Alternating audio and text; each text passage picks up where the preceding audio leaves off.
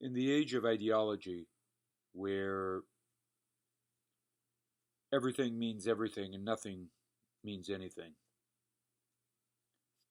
where all we have is points of view, because, and this we tacitly accept, everything is governed by a market that reflects the powers, the inscrutable powers of evolution. All is trivialized, all is vulgar. The doctrine of transparency dominates, unquestioned. All is to be transparent. Everything hidden is bad.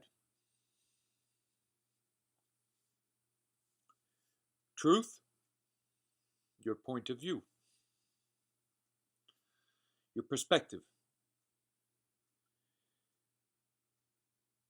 What is closer to reality is what is closer to ideology. What does that mean? The question of meaning is out of the window. What is important is to be propelled forth. So, not to go with the flow is to be bad. What are we to do? Here is a dish with silver coins, and here is truth. Old truth. Truth understood in classical terms. Truth that transcends the dictates of our age. Go for the coins. Never mind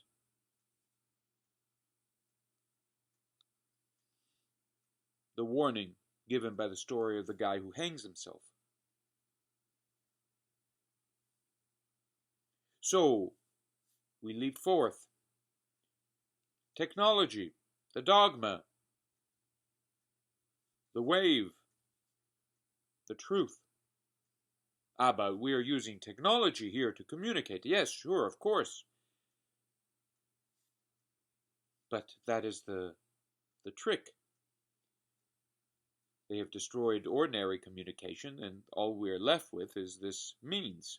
The means that feeds our speech into the marketplace, to the marketplace, by telling us from the beginning, look, these words are not committed. They're non-committal. The speaker is on the other side of the screen. He cannot touch you. He's not real. He's not there for all you know. He is just an avatar. In any case, speech is administered by the machine, not by God. So, where does all this leave us? Well, points of view. The machine is real. That's not a point of view, right? But what's the alternative? Once you have destroyed real communities, once you have destroyed real conversations, you're left with snipers behind screens.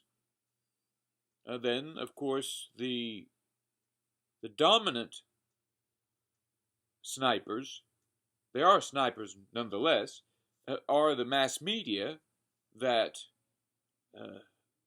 compel millions, if not billions, of people to follow their flow of rhetoric. They occupy, they saturate the public sphere. And so this is called obscurantism. What else is obscurantism? The alienation of reason from public discourse, from the public sphere, from politics. Reason? What reason? Well, reason open to a truth transcending that public sphere. If that discourse that dominates the public sphere takes itself for granted, its flow for granted, if it is self-referential, or if it sees itself as the direct expression of that which must, by its very nature, be unquestioned in its own mind, then what else do we have if not obscurantism?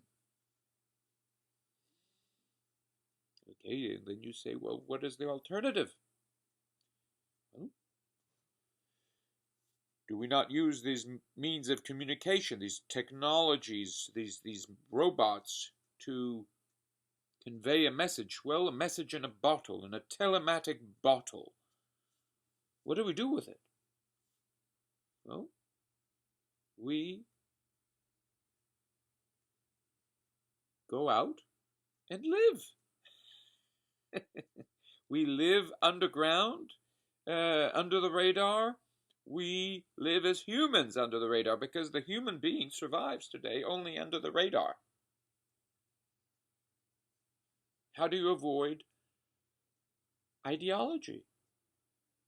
In other words, reducing speech to a manner, a means to persuade others to follow a certain stream. You say, what do I do with these words?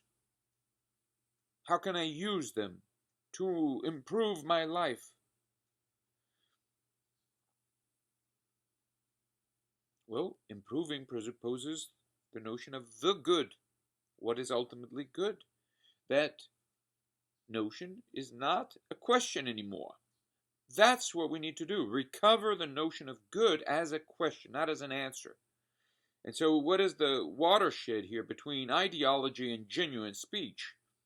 Well, ideology is trying to